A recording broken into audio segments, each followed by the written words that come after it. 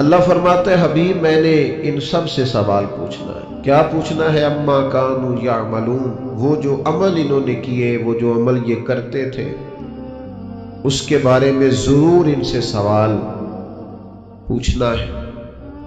قیامت والے دن ہر شخص سے سوال کیا جائے گا۔ ثم لتسألن یومئذ عن النعیم، اللہ فرماتا ہے ہر نعمت کے بارے میں تم سے پوچھوں گا۔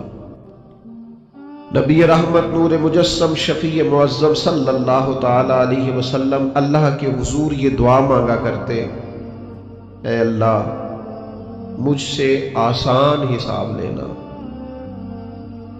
حضور سے کیا حساب ہونا ہے؟ نبی پاک کے صدقے اللہ اگلے پچھلوں کی بخشش فرمائے گا، لیکن حضور جو دعا مانگتے کہ اللہ آسان حساب لینا، تو سیدہ عائشہ صدیقہ رضی اللہ تعالی عنہ عرض گزار ہوتی، یا رسول اللہ صلی اللہ تعالی علیہ وسلم اس کا کیا مطلب؟ تو حضور ارشاد فرماتے، عائشہ آسان حساب کا مطلب یہ ہے کہ اللہ بس پوچھے اور پھر صرف نظر کر دے، پھر معاف کر دے، ورنہ جس سے اس نے سوال جواب کیے اس کے لیے مشکل ہو جائے گی۔ دعا کرو اللہ اپنے فضل سے درگزر فرمائے، ورنہ صبح قیامت سوال دیکھیے نا، اگر قیامت قائم ہی نہ ہو، سوال جواب کا سلسلہ ہی نہ ہو، باز پرسی نہ ہو، تو وہ بیچارے غریب، مساکین، مظلوم، جنہوں نے زندگی میں ظلم سہے، تکلیفیں برداشت کی، جابروں، ظالموں، وڈیروں، چودھریوں کی تکلیفیں جنہوں نے اپنے وجود پر سہی، اس امید پر کہ قیامت میں اللہ کے حضور حساب کیا جائے گا، تو اگر یہ حساب ہی نہ ہو، قیامت قائم ہی نہ ہو، تو وہ مظلوم کدھر جائیں گے؟ قیامت میں حساب ہونا ہے، اور یہ جو جواب دہی کا تصور ہے کہ ہمیں اللہ کے حضور حاضر ہونا ہے، یہی تصور ہماری زندگی کو بہتر کرتا ہے، یہی تصور ہماری زندگی کو بہتر کرتا ہے۔ اور جو اصل زندگی ہے نا، وہ زندگی بھی آخرت کی زندگی ہے، والآخرۃ خیر وابقیٰ، اللہ فرماتے ہیں آخرت کی زندگی بہتر بھی ہے اور ہمیشہ باقی رہنے والی بھی۔ میرے بھائیوں یاد رکھیے گا، نبی پاک علیہ السلام نے خود دو ٹوک لفظوں میں اس دنیا کا تصور ہمارے سامنے بیان کیا۔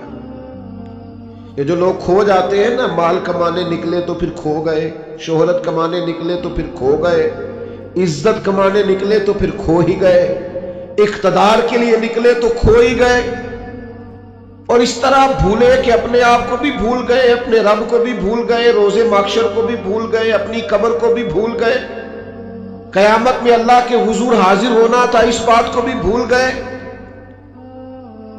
دو ٹوک لفظوں میں اللہ کے حبیب علیہ السلام نے اس دنیا کا تصور واضح کیا، اس میں کوئی ابہام نہیں رہنے دیا، کوئی چیز مہمل نہیں چھوڑی، بالکل کھول کے حضور نے بیان کیا، اور ایک عام انسانی ذہن کی سطح تک اللہ کے حبیب نے اس دنیا کا تصور بیان کیا، وہ جو دنیا ہمیں بڑی میٹھی لگتی ہے، وہ جو دنیا ہمیں بڑی پیاری لگتی ہے، اور جس میں مگن ہو کر ہم معاذ اللہ غافل ہو جاتے ہیں۔ حضور گزر رہے تھے، بکری کا بچہ مرا ہوا پڑا تھا، اور پڑا بھی روڑی کے ڈھیر پہ تھا،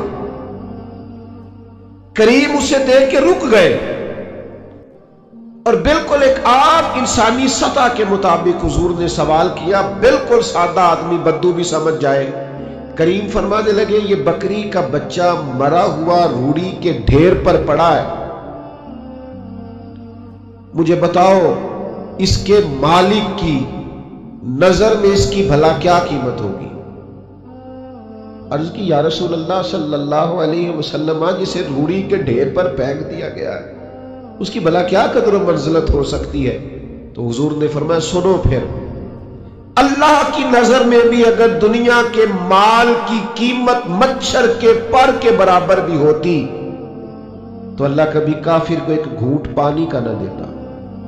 اس کی کوئی قیمت نہیں دنیا کے مال کی، اس لیے تو کافر کو بھی دیا، اس لیے تو فاسق کو بھی دیا، اس لیے تو ظالم کو بھی دیا۔ بے ایمان اور بددیانت کے گھر میں بھی بہت سارا مال و دولت ہے، ہاں جس کے ساتھ وہ بھلائی کا ارادہ کرتا ہے اسے اپنے دین کی سمجھ عطا فرماتا ہے۔ مال بھی ہو، دین کی سمجھ بھی ہو، گھر میں وسعت بھی ہو اور عبادت کا جذبہ بھی ہو، انسان کی تجوری بھری ہوئی بھی ہو اور غریبوں کے لیے اس کا دل بھی کشادہ ہو، اسے اقتدار بھی حاصل ہو اور اس کے سینے میں مظلوم کا درد بھی موجود ہو، تو اب یہ ہے کہ رب کریم نے اس کے ساتھ بھلائی کا ارادہ فرمایا۔ لیکن اگر یہ کہ فقط دنیا ہی ہو، فقط پیسہ ہی ہو، فقط اقتدار کا لالچ ہی ہو، کھو نہ جائیں یارو، ہم کہیں کھو نہ جائیں، کہیں ایسا نہ ہو کہ کاروبار کی مشقت سجدوں کی لذت لے جائے، کہیں ایسا نہ ہو کہ دولت جمع کرنے کی حرص غریب کا درد ہم سے لے جائے، کہیں ایسا نہ ہو کہ اقتدار کی دوڑ میں ہم کسی مظلوم کی آہ ہی نہ سنیں، ہم کسی کا دکھ ہی نہ بانٹیں۔ آخرت کا تصور ذہن میں رکھیں، وہ جو قیامت کے دن اللہ کے حضور کھڑے ہونا، وہ جو قیامت میں رب کریم کی بارگاہ میں ہم نے حاضر ہونا ہے، اس حاضری کے تصور کو اور جواب دہی کے تصور کو اپنے ذہن میں لائیں۔ یاد رکھیے گا، 3 چیزوں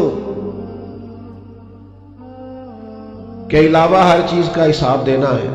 ایک سر چھپانے کے لیے جھونپڑی مکان، ایک پہننے کے لیے کپڑا، ایک کمر سیدھی کرنے کے لیے غذا، اس کے علاوہ جو کچھ بھی ہے اس سب کا حساب دینا ہے۔ نبی رحمت صلی اللہ تعالی علیہ وسلم نے جو حدیث بیان کیا نا حساب کے لیے، آپ یقین کریں پوری روح متوجہ ہو جاتی، انسان کے جتنے لطائف ہیں وہ سارے بیدار ہو جاتے، اس کے باطن کے اندر تک گہرائی تک وہ لفظ اترتے۔ میرے کریم فرماتے ہیں رب قیامت کے دن بندوں سے فرمائے گا کیا میں نے تیرے لیے کان اور آنکھیں نہیں بنائی تھی؟ کبھی اندھے سے مل کے دیکھے نا، کبھی بہرے سے بات کر کے دیکھے نا۔ رب فرمائے گا کیا میں نے تیرے لیے کان اور آنکھیں نہ بنائی تھی؟ اللہ فرمائے گا کیا میں نے تیرے لیے جانوروں کو، کھیتوں کو مسخر نہیں کیا تھا؟ ہر جانور پر تو سواری کرتا ہے، جانوروں کے گوشت کھاتا ہے، جانوروں کا دودھ پیتا ہے، کھیت کے اندر ہل چلاتا ہے، اناج ہے، پھل ہے، سبزیاں۔ هو الذی خلق لکم ما فی الارض جمیعا، زمین میں جو کچھ ہے حضرت انسان کے لیے پیدا کیا۔ اللہ فرمائے گا تیرے لیے کان بنائے، آنکھیں بنائی، تیرے لیے مسخر کیا جانوروں کو، تیرے لیے مسخر کیا کھیتوں کو۔ پھر رب کہے گا میں نے تجھے خوشحالی دی، میں نے تجھے سرداری دی۔ پھر اللہ فرمائے گا یہ بتا کیا تجھے مجھ سے ملنے کا یقین نہیں تھا؟ کیا تجھے یہ خبر نہیں تھی کہ تیری رب سے بھی ملاقات ہوگی؟ تجھے اللہ کے حضور بھی حاضر ہونا ہے، تجھے اس کا یقین نہیں تھا؟ اور حدیث پاک کا جو آخری جملہ ہے وہ ہر دل پر دستک دیتا ہے۔ حضور فرماتے رب فرمائے گا میں بھی آج تجھے اسی طرح ہی فراموش کر دوں گا جس طرح تو نے مجھے بھلا دیا تھا۔ جا، تو نے اگر مجھے بھلا دیا تھا آج میں نے بھی تجھے فراموش کیا۔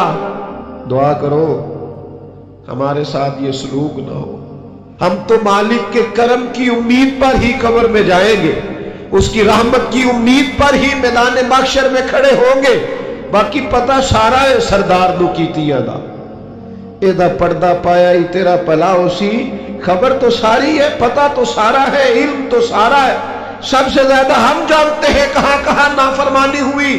یاد رکھنا اس کے حضور کھڑے ہونا ہے، اللہ کے حضور جواب دینا ہے۔ اگر ظلم کیا ہے ملازم پر تو جواب پھر بھی دینا ہے، ظلم کیا ہے گاہک پر تو جواب پھر بھی دینا ہے، اگر ظلم کیا ہے پڑوسی پر تو جواب پھر بھی دینا ہے۔ فَوَا رَبِّكَ لَنَسْأَلَنَّهُمْ أَجْمَعِينَ، محبوب تیرے رب کی قسم، اپنے لفظوں میں بات کروں، اللہ کہتا ہے محبوب میں نو تیرے رب دی قسم میں انہوں پوچھ لینا ہے، پوچھ لینا میں نے ان سے سوال کرنا، اما کانوا یعملون، جو یہ عمل کرتے تھے پوچھوں گا، سوال کروں گا۔ اور میرے نبی پاک صلی اللہ تعالی علیہ وسلم کے غلاموں، اگر ظلم کیا ہے بیوی پر حساب پھر بھی دینا ہے، اگر وراثت کی تقسیم پر زیادتی کی ہے بہن بھائیوں سے، حساب پھر بھی دینا ہے۔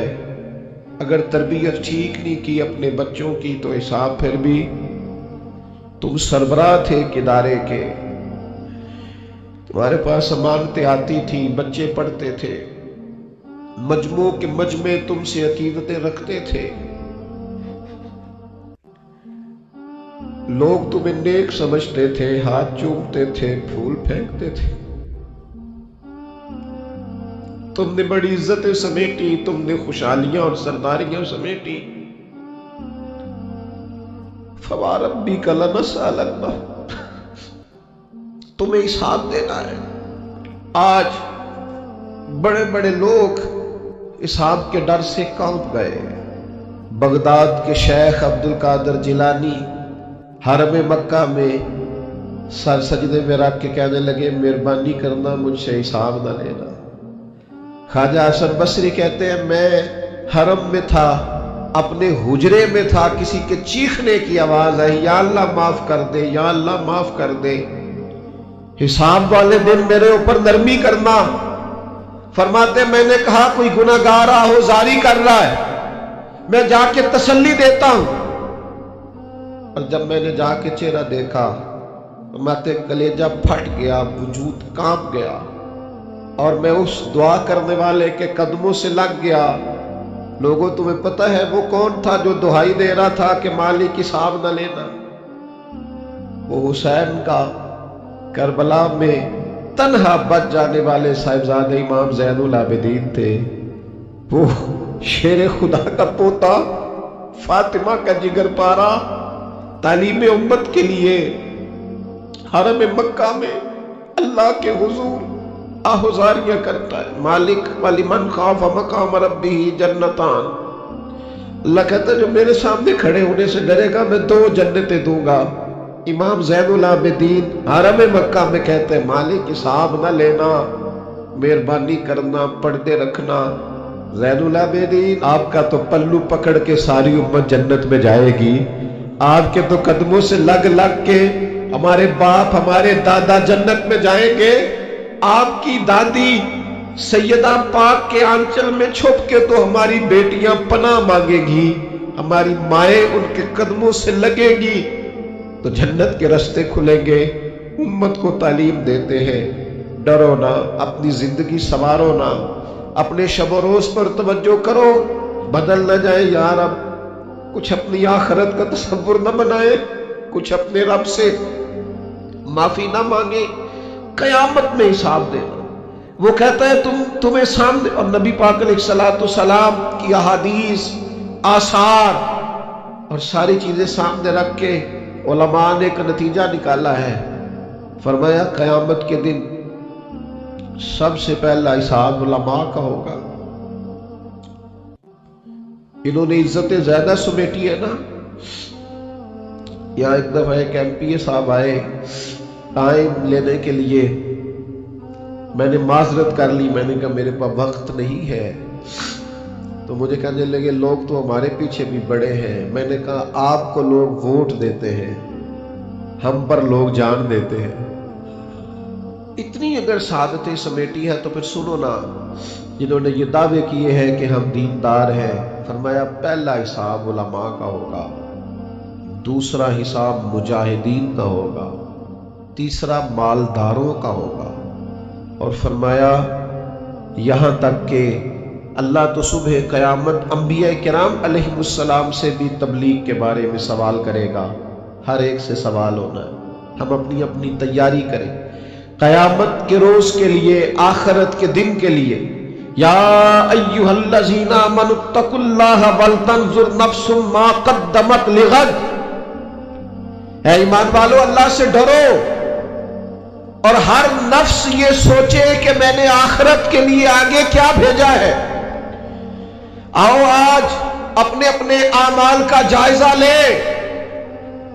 ہمارے لیے آج شام کھانے میں کیا ہے یہ سب کو پتا ہے، اس ماہ میرے گھر میں کیا آمدن ہے، کیا خرچ ہے، یہ سب کو پتا ہے، لیکن رب کہتا ہے وَلْتَنْظُرْ نَفْسٌ مَا قَدَّمَتْ لِغَدٍ،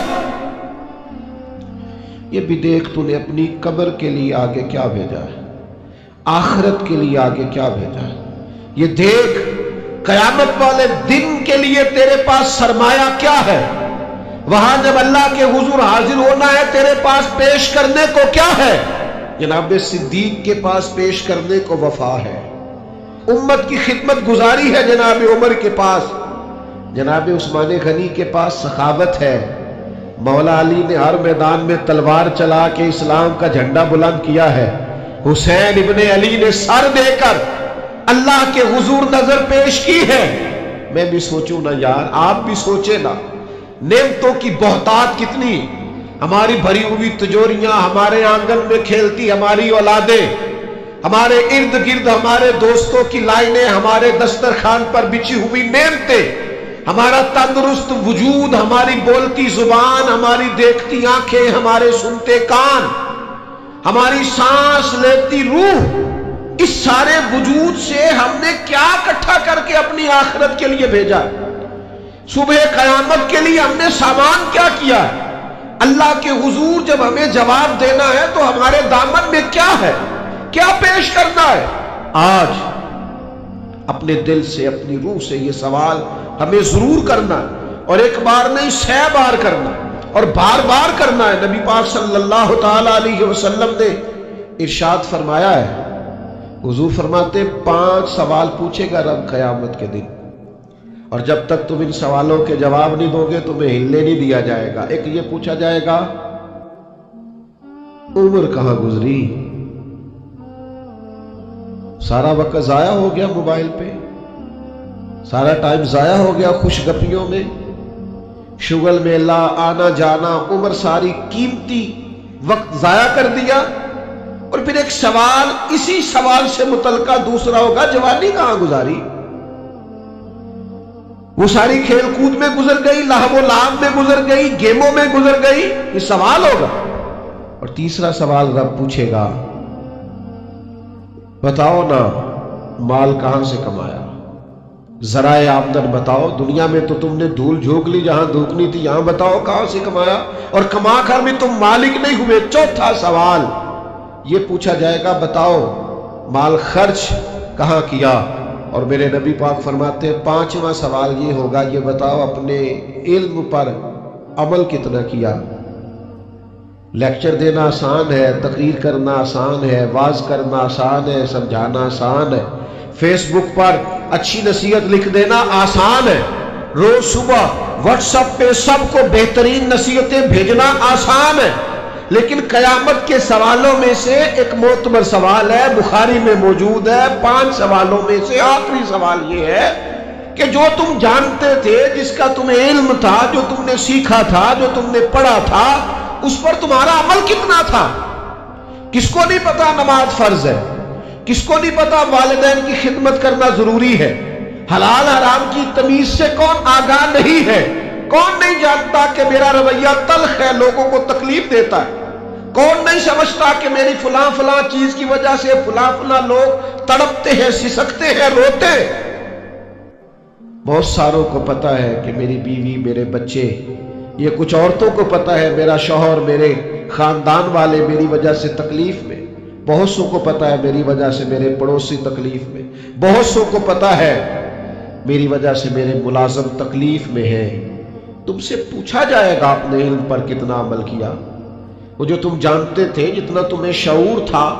آج پوری امت مسلمہ میں کیا ہو رہا ہے، تقریریں، واعظ و نصیحت، فقط واعظ و نصیحت۔ اقبال کہتے ہیں مسجد تو بنا دی شب بھر میں ایمان کی حرارت والوں نے، اور یہ دیکھنا کیا کہتے ہیں من اپنا پرانا پاپی تھا، برسوں میں نمازی بن نہ سکا۔ اور اقبال بڑا اپدیشک ہے، من باتوں میں مو لیتا ہے، بڑی سونی باتیں کرنی آتی ہے ہمیں۔ اقبال بڑا اپدیشک ہے، یہ من باتوں میں مو لیتا ہے، پر گفتار کا قاضی ہے یہ بنا، کردار کا غازی بن نہ سکا۔ گفتار کا قاضی غازی بننا آسان ہے، لیکن اپنے عمل میں نکھار لانا، ہاں۔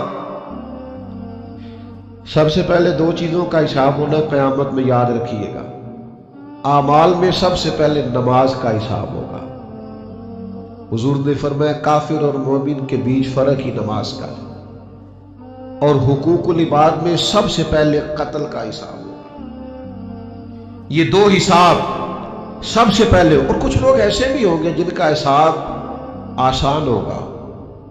نبی پاک علیہ السلام نے وہ 3 لوگ بھی بتائے ہیں جن سے میرا مالک آسان حساب لے گا۔ یا رسول اللہ کون کون سے؟ حضور نے فرمایا جس سے لوگ توڑتے تھے پر وہ جوڑتا تھا، رب آسان حساب لے گا۔ اور کریم فرماتے ہیں، یہ آپ نے بھولنے نہیں، یہ لب لباب ہے ساری گفتگو کا، یاد رکھ۔ فرمایا جو تجھے محروم کرے اسے عطا کر، جو تجھ سے توڑے تو اس سے جوڑ، اور جو تجھ سے زیادتی کرے تو اسے معاف کر دے۔ اللہ قیامت میں تجھ سے آسان حساب لے گا، اللہ تیرے لیے قیامت میں آسانی پیدا کر دے گا۔ میرے بھائیوں، ایک اور بندہ بھی ہے جس سے قیامت میں بڑا آسان حساب ہوگا۔ کریم محبوب علیہ السلام نے فرمایا جس کے سینے میں حسد نہیں نہ ہوتا، جس کے دل میں بغض نہیں ہوتا، جس کے دل میں کینہ نہیں ہوتا، سانو تخت ہزارے دی لوڑ کی ہے، وہ اسی کسی دے کچھ بھی نہیں لگ دے، نہ کوئی ساڈا دردی۔ وہ جو سینہ بالکل، جن کا سینہ بے کینہ ہوتا ہے نا، کشادہ دل، سب کے لیے پیار، سب کے لیے محبت، سب کے لیے وارفتگی، ہر ایک، سارے سمجھتے ہیں مجھ سے ہی پیار زیادہ ہے، سینہ کشادہ ہے، دل بڑا ہے۔ فرمایا جن کے سینے کشادہ ہوں گے، بغض سے، عداوت سے، حسد سے، کینے سے پاک ہوں گے، اللہ قیامت میں آسان حساب لے گا۔ اچھا، میرا وجدان کہتا ہے کہ میرے نبی پاک کے پاک لفظوں کا معنی یہ ہے قیامت میں رب ان سے فرمائے گا جاؤ میں نے تمہیں معاف کیا۔ جن کے سینے صاف ہوں گے، دل صاف ہوں گے، پاک ہوئے تے پاک ہی ملدا ہی، بنا پاکو پاک نہیں ملدا۔ سارے وجود نو دھون دے نالوں اکو دھولا ہے ٹکڑا دل دا، دل ہو صاف، دل ہو کشادہ، 14 طبق دلے دے اندر اسا تمبو وانگو تانے ہو۔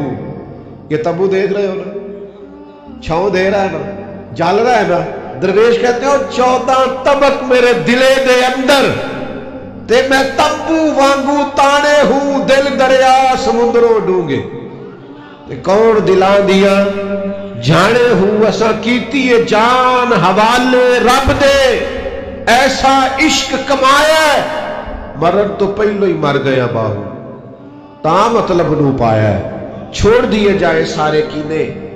جب قیامت میں اللہ کے حضور حاضری کا ڈر ہونا تو پھر نہ بندہ بددیانت نہیں ہوتا، بے ایمان نہیں ہوتا، لاکھوں کروڑوں اربوں بھی آئے تو کبھی بھی اس کی رال نہیں ٹپکتی، کبھی بھی اس کا دل للچاتا نہیں۔ اور اگر لوگ بددیانت ہو جائیں تے چوری ککھ دیوی تے چوری لاکھ دیوی، پھر لوگ 1 روپیہ بھی نہیں چھوڑتے، پھر ذرا سی بات پہ بددیانت ہوتے ہیں۔ صحیح بخاری مسلم میں حدیث ہے، نبی پاک علیہ السلام فرماتے ایک شخص نے زمین بیچی، دوسرے نے خرید لی، جب وہ خریدنے والے نے اسے کھودا تو اندر سے خزانہ نکل آیا۔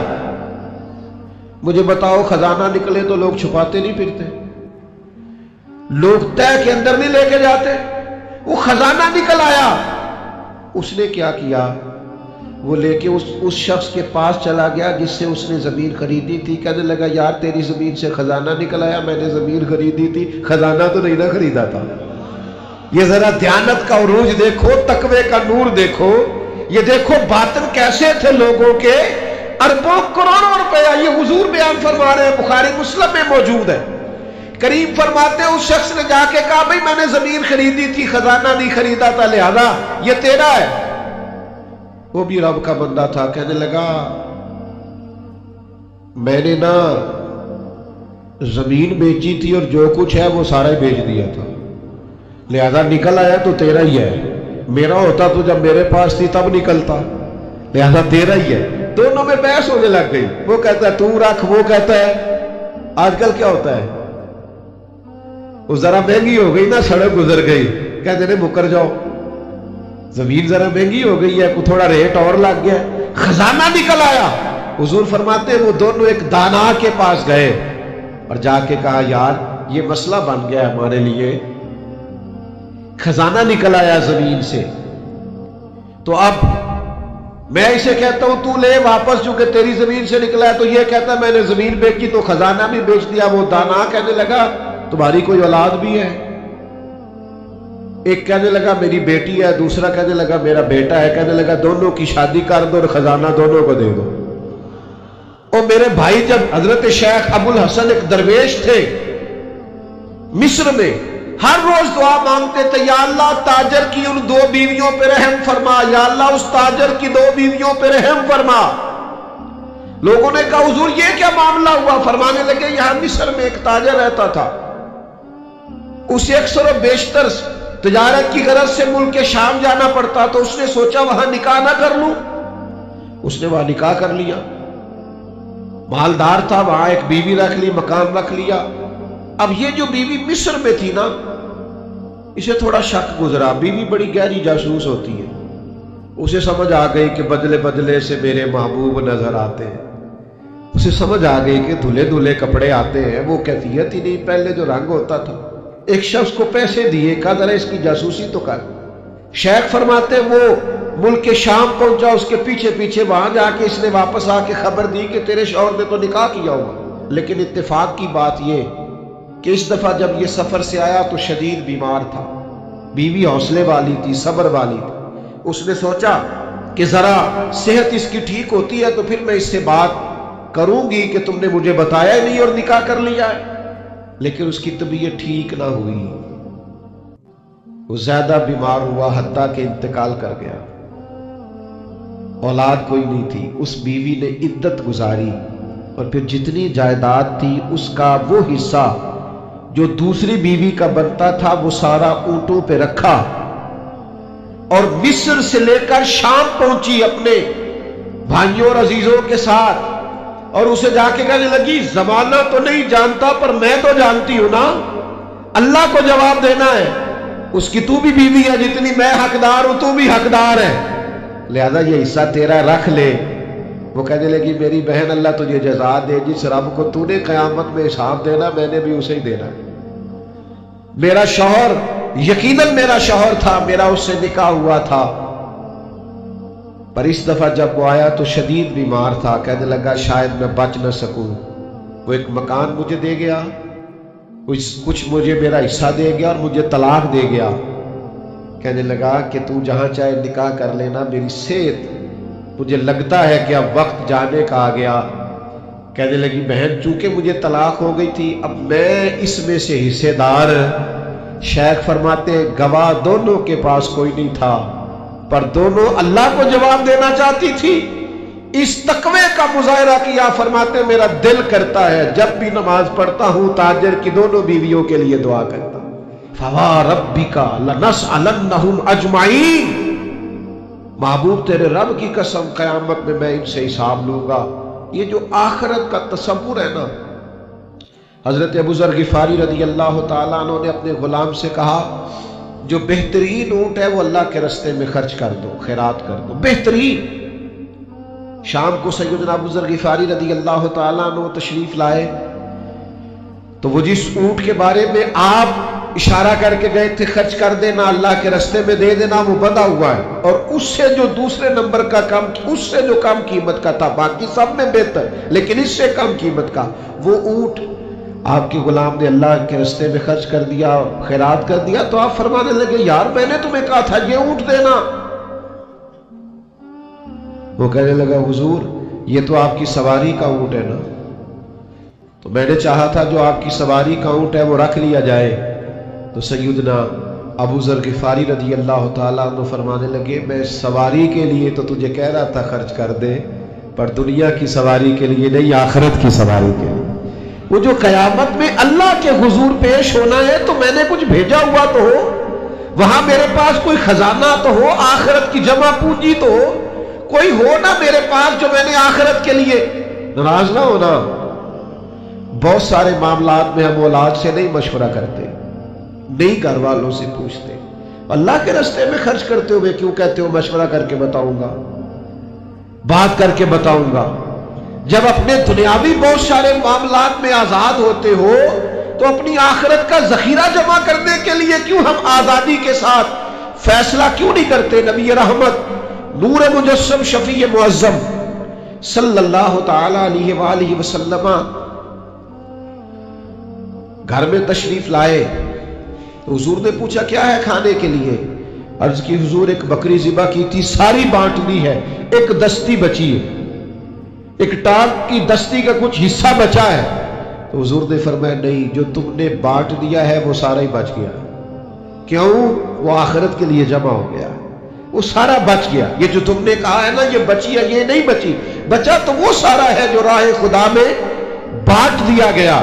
मेरे अजीजों, इतना बड़ा मजमा है, हजारों की तादाद में आप लोग तशरीफ लाए हैं। मैं आजिज आदमी, आप सबसे ज्यादा गुनाहगार, सिर्फ एक पैगाम देना चाहता हूं, अल्लाह के सामने हमने खड़े होना है, अपनी आखिरत की तैयारी करें।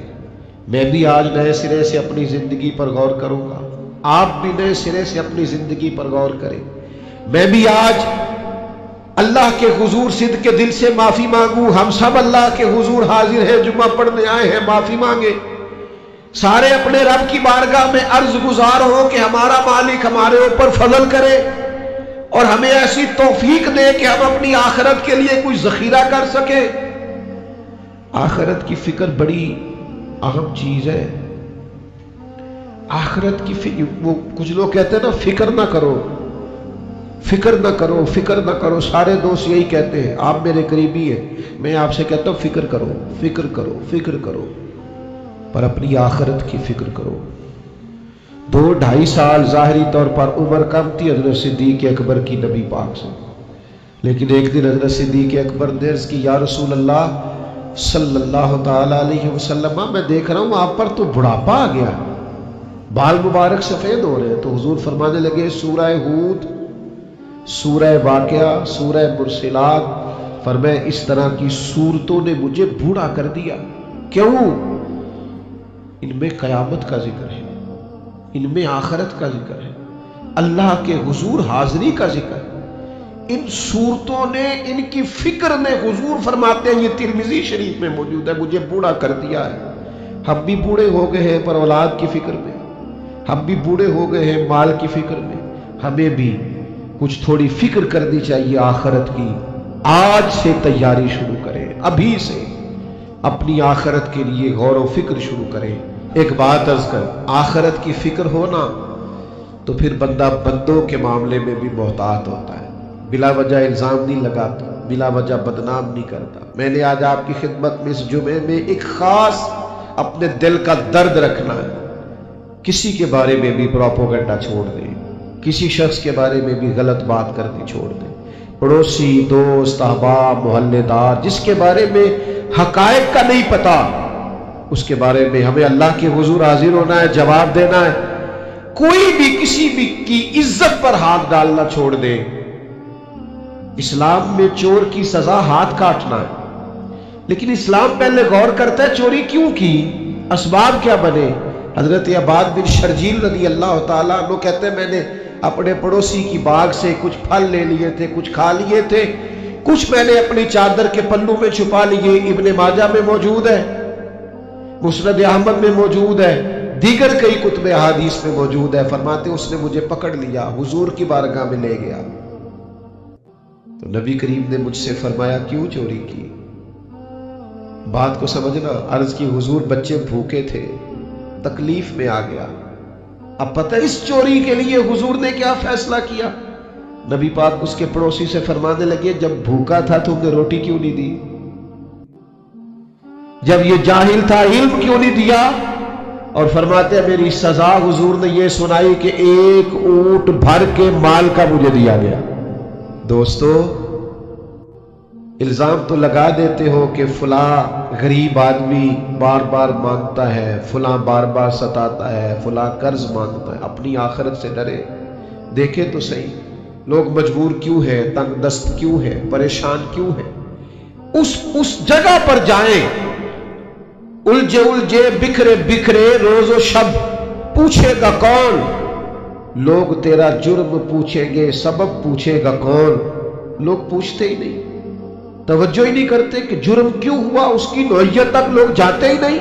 खुदा अल्लाह से डरे, آج میری آپ سے نصیحت ہے، آپ کو نصیحت ہے اور میری اپیل ہے، آپ مجھ سے محبت کرتے اتنی بڑی تعداد میں آئے ہیں اور میرے پاس کوئی لفظ نہیں ہے میں آپ کا شکریہ ادا کروں، پھر آپ کو جگہ نہیں دے سکا، پھر آج ڈر رہا ہوں کہ یار اس پیار سے لوگ آئے اور پھر ہم نے آپ کو پھوڑ پہ بٹھا ڈالا۔ آپ سے اپیل کرتا ہوں کسی کے بارے میں بدگمانی کرنا، برا سوچنا، الزام لگانا، غیبت کرنا، بغیر دلیل کے کسی کے بارے میں بات کرنا، آج رمضان کا پہلا جمعہ ہے، آج ہم نے چھوڑ کے پھینک کے جانا ہے۔ ہم سینے کشادہ کریں گے، اللہ کے بندوں کے بارے میں دل صاف رکھیں گے، انشاءاللہ تعالیٰ اچھے گمان کریں گے، اچھی سوچیں پیدا کریں گے، صبح قیامت اللہ کے حضور حاضری کا تصور پیدا کریں گے، اپنے دلوں میں نفرتوں کو نکال کے محبتوں کو جگہ دیں گے، پیار بانٹیں گے، خلوص ہوگا، محبت ہوگی۔